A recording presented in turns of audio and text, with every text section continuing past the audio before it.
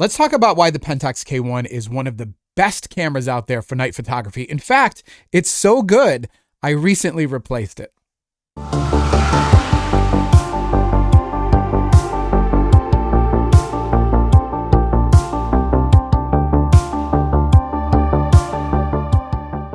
Hello, my name is Tim Little. I am a nighttime landscape artist living on the east coast of Massachusetts on Cape Cod. This is my Pentax K1. And quite frankly, I think this is the best camera I have ever used for night photography. Now, that said, this video is not to tell you that the camera you have is bad or that you should not be happy with your camera or that somehow mine is better than yours.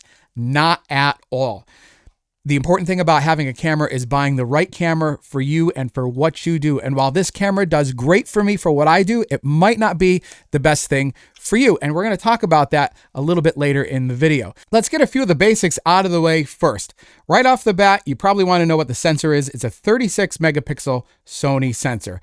High resolution, full frame, low light monster. That's one of the reasons it makes for great night photography, specifically astro landscape photography. The second thing I love about the camera body is that it is very weather sealed. It is rugged. This is a camera that is not one of those boutique accessory cameras that you're going to put in your minimalist travel bag. No way. No way. It's got a lot of weight to it. If you're the kind of photographer who loves the bulky DSLR feel, like you really want to feel like you got a camera when you're out shooting, this is the one for you. If you put the 15 to 30 lens on it, which is something that I use pretty frequently, it becomes a workout program, right? And add that to a tripod and you're burning a ton of calories. So just be aware of that. It is not the lightest camera in the world. However, it is weather sealed, and that is the important part. Doesn't mean you can run it under the shower, although I have seen a couple videos where people have done that. I don't know why you would, but don't go to the beach and jump in the water without a housing. The K1 has something called pixel shift. Some Sonys have this also, and the most simplistic explanation I can give you is you set up your shot, hit the button, it will take 4 pictures and combine them together to create a very high resolution, highly detailed shot. It's probably going to be a big file. The last time I did this on my K1, it was 150 megabytes. So this is really great for static environments like landscapes, something that doesn't have a lot of motion to it. And the reason for this is even though there's an extremely short amount of time between each one of those 4 shots, any motion at all after the camera tries to composite things together can create some weird artifacting. So that could be leaves blowing, a car driving by a person, or a bird. You just have to be careful if you decide to use that option. To be honest with you, I don't really use it much for my night work, but again, for people doing static landscapes, it is fantastic. Now, the K1 Mark II added the extra feature of an AI that would compensate for movement. So either if you were holding the camera handheld or a bird flew by, it's supposed to be able to take care of that kind of stuff. Does it? I don't own a Pentax K1 Mark II, so I couldn't tell you. But pixel shift is really cool in certain environments. Are you the type of photographer that likes knobs and switches and buttons and tactile controls rather than accessing a menu? If so, the K1 is going to check that box for you. Honestly, I do not like getting into the menu system, especially when I'm doing nighttime photography, because anytime I fire up that screen, it's going to affect my night vision. So the more I can keep that screen off, the happier I am. And also battery life. Of course, the more you have the screen on, the more the battery becomes an issue. The great thing about these bodies is you can go in and you can program a lot of the buttons to however you want your workflow. There are nights where I go out and shoot where I don't even access the menu once because of all of these programmable external features. And hey, if you're wearing gloves and it's in the winter, it is a lot easier to spin a dial than it is to access a menu. Dual card slots. Very important. SD card slots. I shot with every other camera having just one card slot, and I never had an issue. Thankfully, I never really worried about it, but there are people out there that did have an issue and they lost all of their photos and now will only shoot with dual card slots. Now that I have it, I will never give up that feature because it's just peace of mind. So that's a nice feature to have. You can, of course, set it up so that it backflows into the second card if your first card fills up, or you can have a point for point, picture for picture backup every shot you take from SD card 1 to SD card 2. And that's how I typically set mine up. Let's talk about the screen on this camera. This is a nice screen. It is articulating. It is not a full articulation, as in you're not going to be able to hold the camera out, flip the screen around, and see what you're doing from the front, like in a selfie mode or on a point and shoot that would have that feature. But you don't really want to hold this behemoth out and try to take a selfie anyway. However, you can angle this in lots of different directions. And again, coming from cameras that never had an articulating screen, I did not know what I was missing. Wow, this makes taking low shots easier, high shots easier, or if I'm out in some weird abandoned gas station somewhere and I'm trying to get this funky shot from a corner where I can't quite get behind the camera, but I can angle the screen. This is an awesome feature. Now, there are lots of people out there that are doing videos holding the whole Pentax K1 by the screen because that's the level of durability there is. I'm not going to do that for you because I tend to have bad luck with technology. I'm not going to take that risk. But you can see that you do have a lot of flexibility in terms of how you control where the screen goes. And that, for me, is a huge win, especially when you're trying to do something other than just take every shot at eye level. This lets you put the camera right on the ground and not have to lay on the ground with it. What good is a camera without a selection of lenses? So you're going to see folks say, hey, you know what? There's not a ton of lenses for the Pentax K1. That is a subjective opinion. It's true, there are not a ton of full frame specific lenses for the K1. There is the typical trifecta. You got the wide angle, the 24 to 70, the 15 to 30. You've got the 70 to 200s. The typical ranges. But are you going to have dozens and dozens of lenses like Canon, Nikon, and Sony? No, you're not. But what you do have, which is a really nice feature, is the entire Pentax catalog back like 40 years with these K-mounts, which means if you love to shoot with vintage glass, you've just given yourself a reason to do that. You don't have to buy any adapters. Sure, you might not have autofocus, but hey, as a night photographer, I don't really use that anyway. I picked up this lens here. It's a 135 millimeter prime. I highly recommend that you have one of these in your camera bag. It is a great focal range. And I paid $40 for this, and it's 40 years old. It takes fantastic pictures. I'm so glad I got that. And it's not that big either. But this allows me to dabble in different ranges and with different glass that I would not have done otherwise just based on price. Get on eBay or on your local used camera swap, and you're going to see tons of these Pentax lenses available for you to pick up for pretty cheap prices. Okay, let's get into the night photography specific things that make this camera a little bit better than some of the other ones out there as far as what I do. Again, if you love your camera, that's great, but here's why I picked the Pentax K1 for me. LED external body lighting. So this is one of the coolest features ever, and another one of those features where you didn't know you were missing it until you got it on your new camera. The body has LED lights in strategic places around the camera. So first off, you've got LED lights in the card slots. Pop open that card slot at night and boom, you can actually see the cards, which is really nice in case you forgot to pop an SD card in, or one's not quite pushed in all the way, or you just want to be able to read label 1 or label 2 on there. Neat little feature. LED light underneath the hot shoe area shining down on the lens ring. So you're changing a lens in the field, and we've all been there where you cannot get that darn red dot to line up just right, and you cannot get that lens on because you can't see it. You got to get the flashlight out, stick it in your mouth, and try to aim your face in the right direction. You don't have to do that with this. You've got a nice little LED spotlight that beams right down onto it. Really neat feature. Behind the camera, where the screen pulls out, this is their solution for backlit buttons. They don't have backlit buttons. However, they have 4 little LEDs in each corner behind the screen mount. So when you pull the screen out, the back of your camera is lit. How cool is that? There's a few cameras out there with LED buttons or backlit buttons, and I wish every camera had that, especially being a night photographer like me, because gosh darn, it's hard to see all these little buttons and controls without the right lighting.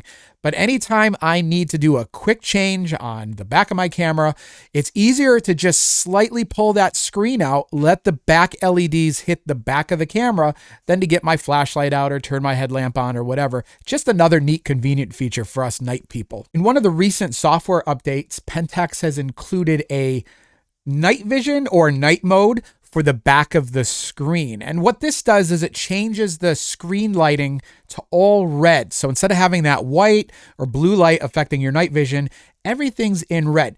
Some people may find that helpful. Of course, night photographers know the best wavelength of light to use when you're out at night and you need to see something is red because it's less harsh on your eyes. The only downfall to this is when you go and review your picture. Your picture will also all be in red, which may or may not be a big deal to most people, but for me it is. I do a lot of light painting where I'm using colored lighting and I need to see what the accurate color is, and having everything washed out in red obviously doesn't help. However, I can see in other circumstances and other nighttime use cases where having that red option is a great feature. Remember these? You have one of these at home, shutter release cable, plug it in, hit the bulb mode, let your exposure go by. I remember these. I have a couple of these. Guess what? Don't need it anymore. Not anymore, thanks to another release that Pentax came out with in their software. So some of the new cameras out there have the ability to do a touchscreen start, stop, bulb mode, which is great. But what a battery killer it is, because the screen has to be on the entire time. The K1 has a feature built in where in 10-second increments, you can just set it to say, hey, you know what? I want this shot to be 8 minutes. Click the start. Let me know when you're done. And that's it. So that screen does not stay on the entire time. It is user customizable and you just let it ride. Some people may say, hey, don't get rid of that cable. I use that for other things, not just bulb mode. I need it as an intervalometer for my star trail shots. Well, they got you covered too on the K1 because that functionality is built in. In fact, I used that very same functionality last year for this shot. This is 90 30-second exposures combined together later to create this star trail shot. So all I had to do was go into the camera and say, hey, this is how long my shot's going to be.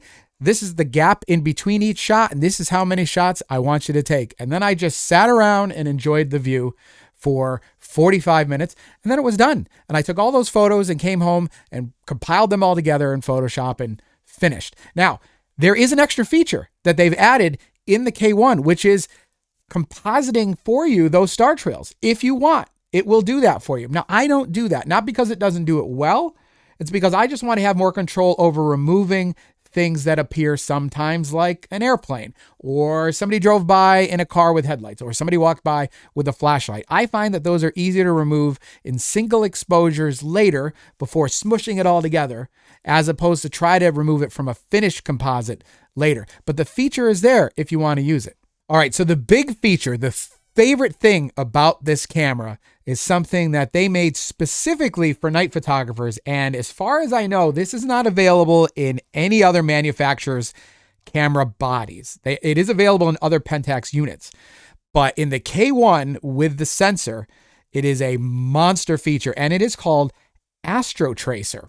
If you want to get a nice, crisp, clean shot of the Milky Way with no movement, you're limited on your time because everything in the sky is moving, whether you can see it with your own eyes or not. It's moving, trust me, and your camera will see that too. There's a rule that you can use called the rule of 500. Some people say 600, some people say 400, depending on sensor size, but 500 is a good place to start. Essentially, you just take whatever millimeters you're shooting at. So let's say you're shooting at 20 millimeters. You divide that into 500, and that gives you 25. 25 seconds is the maximum amount of time that you'd be able to shoot without getting star trails. Any longer than that, and you're going to start to see the trailing. So because of the limited amount of time that you have, you're going to have to shoot with a really wide aperture to make sure you get a lot of light in, and you're going to have to crank up your ISO quite a bit. And that might be 3200 or 6400. And on some cameras, that is a noisy, grainy image. Or it can be. And also, because of amplifying everything, you might not get the star colors right, or not as rich as you would normally get otherwise. So this is where Astrotracer comes in. This is really cool. Inside the camera is a mechanism that allows the sensor to track the night sky in real time. It just needs to use your GPS and a quick calibration. You just spin the camera around until it tells you that, oh, okay, I know where I am. I know how I'm oriented. You pop it back on the tripod, and you only have to do that once at that location, and you're good for the rest of the night. And it will track the sky as it moves for 2, 3, 4 minutes. Now, it will not replace what you put on a tripod between your camera and the tripod head and track the sky for longer amounts of time. For people who are doing, say, deep sky observing, where they're taking 30 or 40 shots over the course of an hour of something moving, or they want to do really long tracked exposures, that's not for this.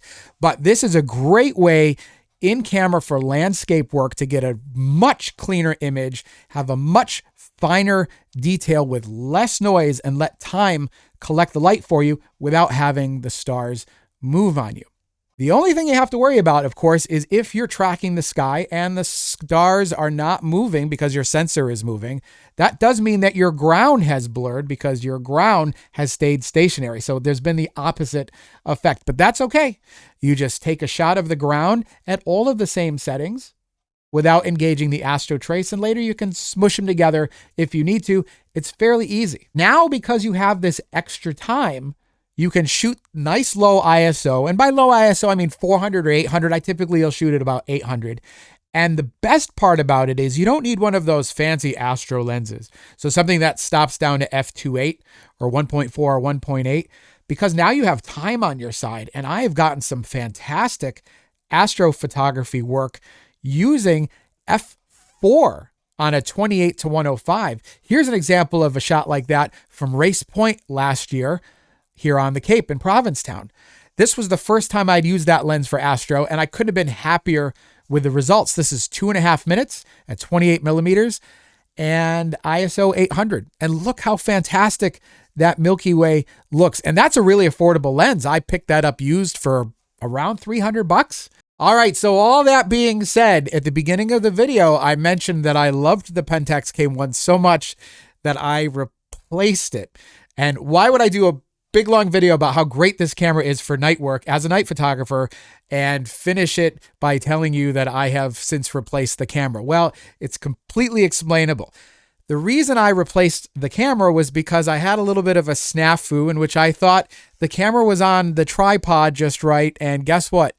It was not, unfortunately. So it hit the pavement, and as a result, it caused all sorts of issues.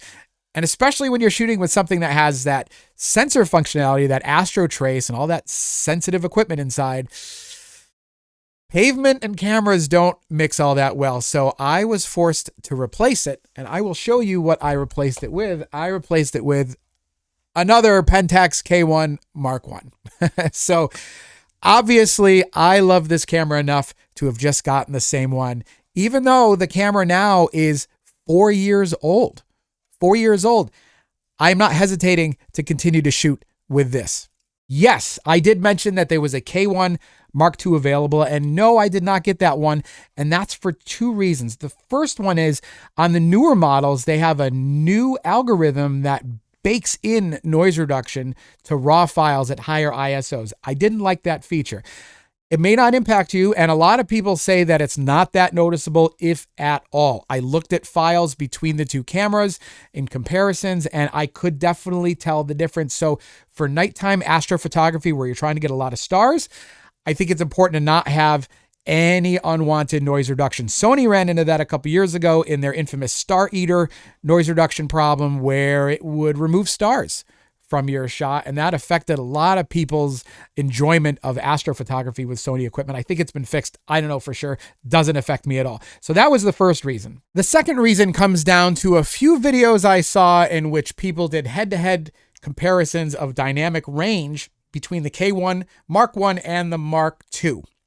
And these tests involved underexposing significantly an image and then bringing it up several stops in Lightroom just to see what the difference would be. And it looks to me like the shadow recovery and the color recovery on the K1 Mark I was better than the Mark II. So again, I don't know if that comes back to the noise reduction or some sort of extra processing that's happening in the new system. They both use the same sensor, but I could definitely tell the difference. So in the end, it all came down to replacing what I knew I already loved, replacing it with something I knew how to operate right out of the box and could start shooting with right away, and something I trusted. And for me, that was the K1 Mark I. So if it isn't obvious already, I highly recommend the Pentax K1 Mark I to anybody looking to do nighttime photography, specifically astro landscape work with tracked exposures, or hey, maybe you're just a landscape photographer and you want something with the pixel shift, a rugged camera body at a good value that has a good water resistance to it. This is going to be the one for you. Stick around over the course of the next minute to see a slideshow of some of the shots that I've taken after dark with this camera. I hope you have a great rest of the day, and thanks for watching.